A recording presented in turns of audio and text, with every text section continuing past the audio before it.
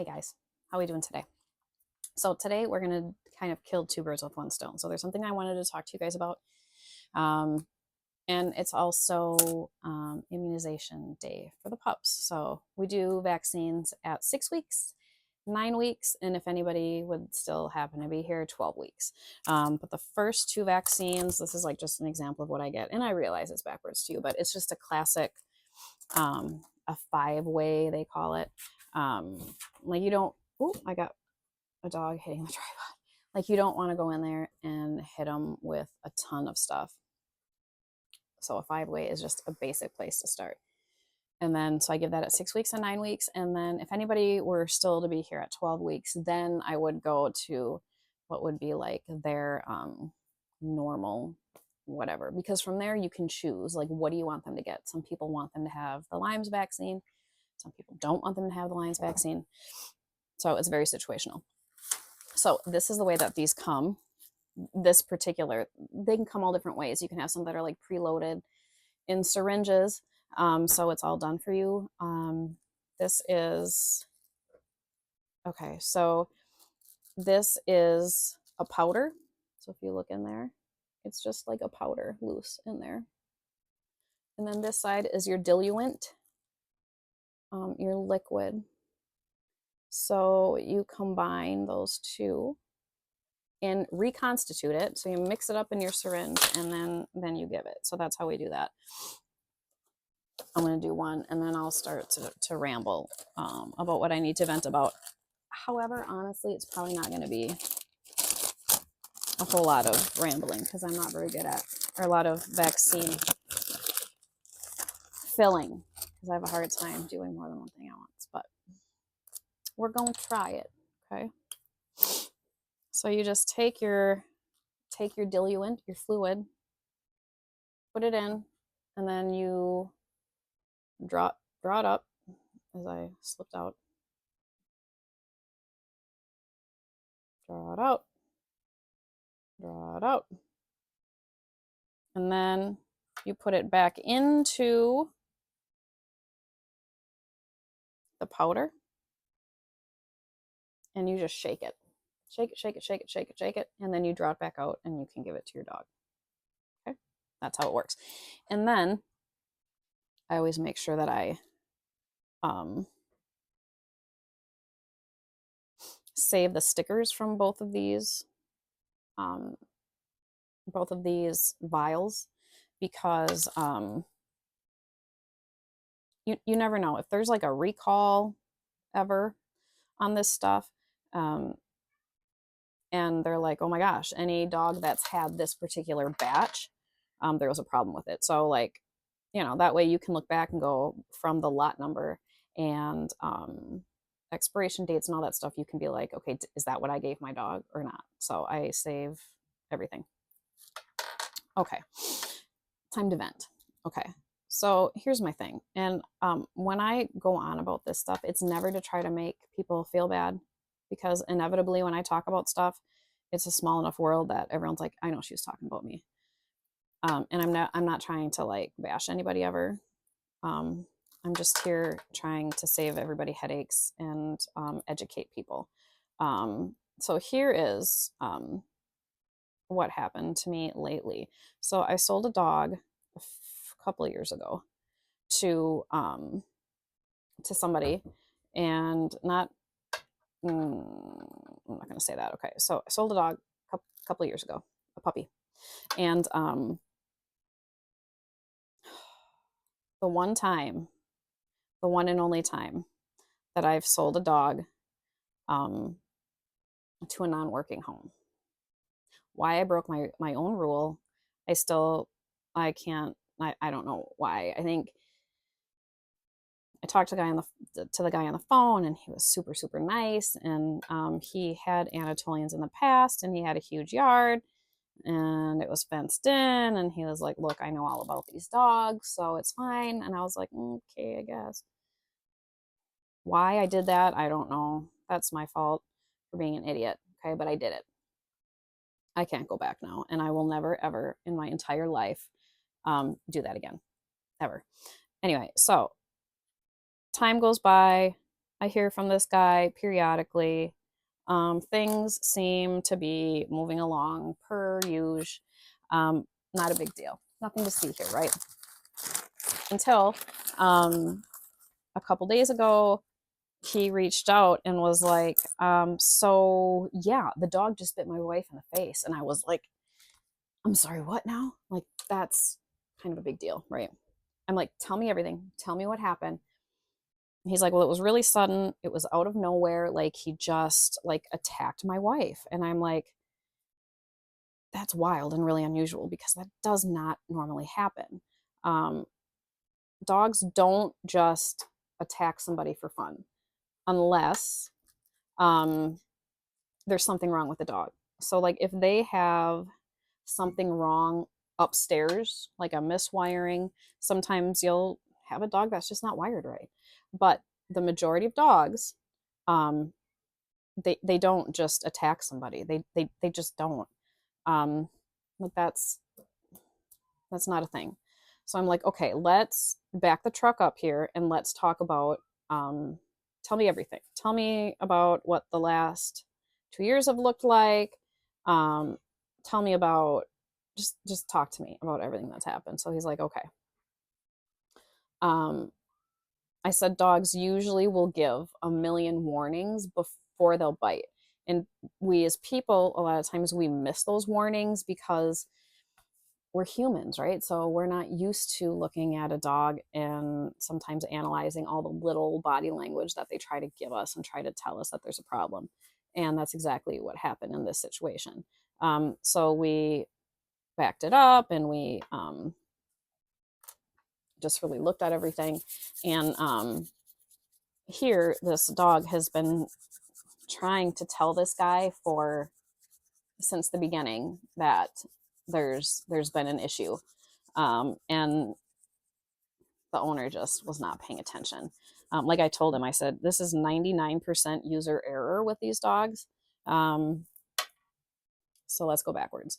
So anyway, so like since the beginning, and it's perfectly normal. I just want to get this out of the way too, that it's perfectly normal for dogs to like some people more than others. There's nothing wrong with that. I think people right away, they're like, if they think that their dog like doesn't like a certain person, they're really quick to be like, well, it's got to be trauma based. Obviously, this dog doesn't like men because it's been beaten by men, or doesn't like women because it was beaten by women. And sometimes, you know what? Sometimes the dog just doesn't like you. And like, don't be offended by that. It's no different than humans. Like, sometimes we'll have people that we just don't vibe with, like, I wouldn't choose to hang out with you.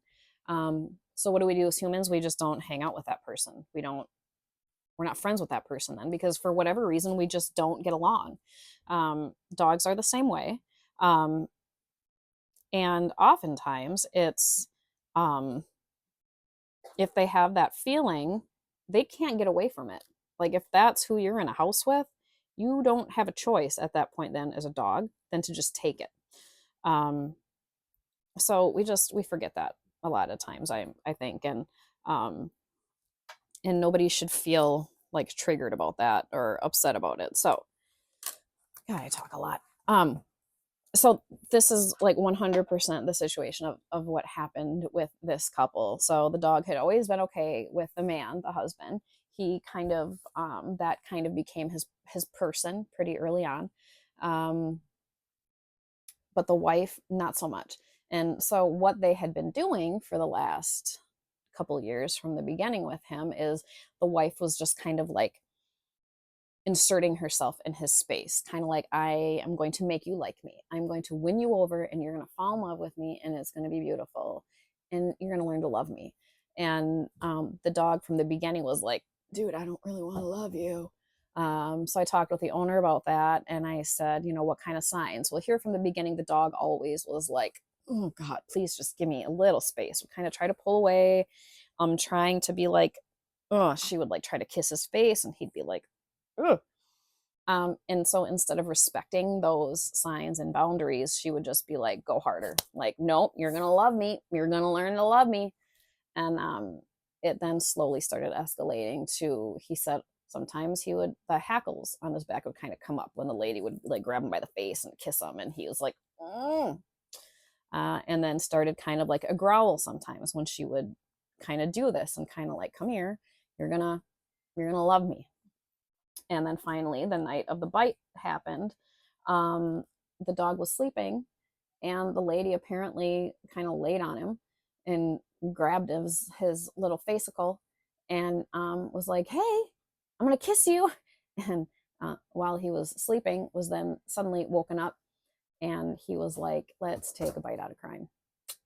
So the gentleman and I talked about the last 2 years of what had been happening and how this basically, I'm like, he's been trying to tell you for 2 years that, dude, I don't like this. Please listen to me. I don't like this.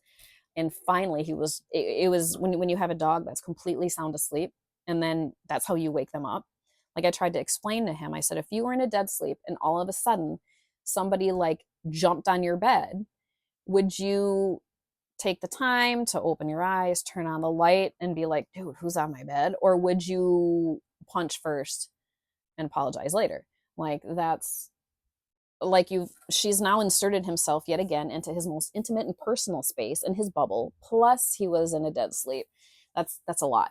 That's a lot. So we just talked about that. So, like, what do you do? How do you get around it? And this is again why I like to be available to people that get a dog from me forever. Like, I don't care if you got a dog from me 5 years ago, 10 years ago. If it's not working, message me and I will take the dog back from you if that is what you would like to do. Ideally, you will message me the second something is starting to even feel funky so we can try to remedy it before it gets to this point. And the guy's like, well, what if he hates my wife? And I said, he doesn't hate your wife, because if he hated your wife would be in the hospital, because these dogs, strongest bite force in the canine world. I've seen injuries that these dogs can cause when they are like intentionally, I am going to mess your world up. And I'm talking half of limbs gone. And that's all I'm going to say about that. So, the fact that wasn't even close, and I'm not downplaying what happened. I'm not just dismissing it. Dog bites are painful. I've been bitten several times by these dogs, and every time is, guess what? Whose fault? Yeah, that would be me. They hurt, and it's scary. But if they want to really hurt you, they are going to really hurt you. So what he did was just another escalation of, dude, how many times do I have to tell you, get out of my space? So long story short, what does this guy do from here? He does not want to give the dog away. They love this dog. Even the wife, she's like, I love him. I don't want him to go anywhere. What do I do? So first things first, I told him, I said, you need to have a conversation with your wife that no more. No, we're not going to intrude upon his space. We're not doing that again. That wasn't very nice. And he doesn't like it. And he's been trying to tell you, I don't like that, for a long time. So we're not doing that anymore. But like, educate your wife and explain to her that it's not just, it's, don't take it personally. It's just for whatever reason he's not vibing, and there's nothing wrong with that. That it's not against her. It's just, and just going forward, don't ever wake up a dog that way. I don't care if it's a Chihuahua or an Anatolian. Don't wake a dog up from a dead sleep by your face and his, being like, wake up and love me. Don't do that. Don't do that. And then I said, going forward, your wife's got to just, leave him alone. Like, don't take it back to basics, like back to the beginning, when she's going about her day in the house, just kind of ignore him. We're talking non-threatening body language. We're not trying to trap him in a corner and make him love you. We're not doing intense eye contact. We're not just, let's let him breathe, let your wife breathe, and just let it settle down. They went to the vet before they went to me. And they've been medicating him with trazodone, which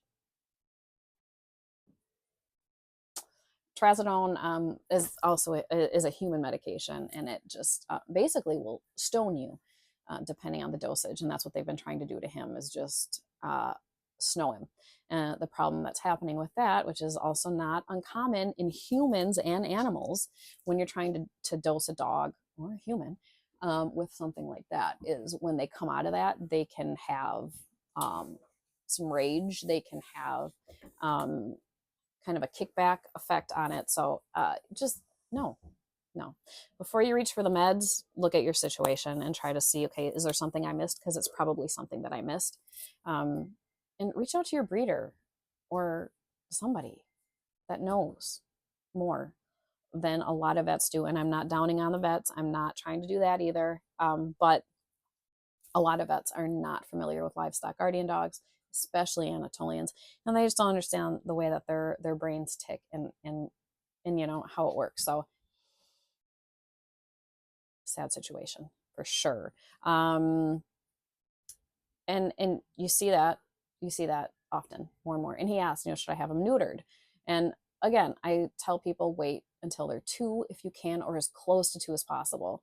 And I said, you know, at his age, he's old enough now where you could neuter him and you may or may not see results in that way. So, I mean, that's definitely an option of something that people can try to kind of kick those hormones, take them back. And sometimes that'll help. Don't do it if they're too young, because it's kind of this paradox effect.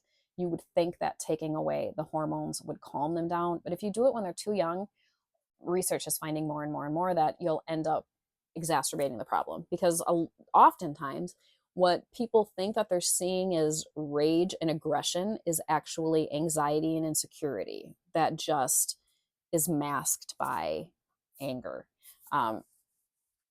We as humans do it too, you know, like if you seem like you're angry all the time, you're probably not angry. I mean, you might be, but a lot of times it might be depression or fear or whatever. So dogs mask it the same way. These are a very primal, ancient breed of dogs. So their job is to, like a soldier, keep going, and you don't complain and you don't look for help in anything, and you just keep her going and fake it till you make it. They'll hide injuries, and at any cost. So they're not ones that are going to be like, I'm feeling afraid right now, and like cower. Before they go in a corner and cower, they're probably going to be like, I'm going to keep you away from me because I'm scared and I don't want to let you in. So a little psychology behind that. But so yeah, it can be a complicated situation. You have to unravel why it's happening, what is the cause of it, and the majority of the time it's us. That's just how it is, guys. So yeah, and that he was like the second issue. I had somebody else reach out to me. It almost became kind of a rescue situation. Not a dog that came from me, but somebody found me on social media and just kind of needed some advice. And I was willing to take the dog under placement, but this gal ended up finding somebody closer to home to take the dog. But another situation of this dog had an Anatolian, ended up, somebody got it as a pet, and this dog, she decided that at like a year and a half, which tends to be a consistent theme of when things start to go a little sideways, she started getting aggressive with the other dogs, and the guy was like, no dice, like I don't care. Took it to the vet and was like, I don't care if you euthanize it, I don't care what you do with it, but it's not coming home with me.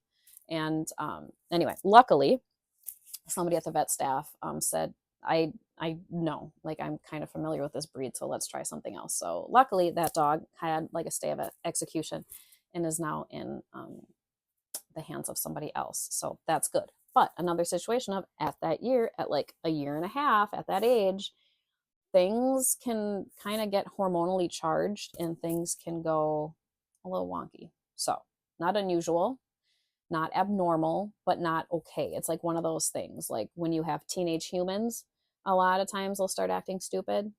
Normal, but not okay. It's the same kind of a thing. So not unexpected, but still not okay. So this was a 20-minute long video, guys. I'm sorry. I don't know what to say. I talk a lot. I have a lot of info. So yeah, that's it. And I didn't do any more. I still have all these to load up and get in my puppies, but I can't do things at once. So thanks for watching. And I hope this helped. If you have any questions, drop them in the comments below. Let's get some conversations started. If this has happened to you, if you've heard of this happening to you, what you did, things that worked, things that didn't work. Let's talk about it. Let's get it out there. And thanks for watching, guys.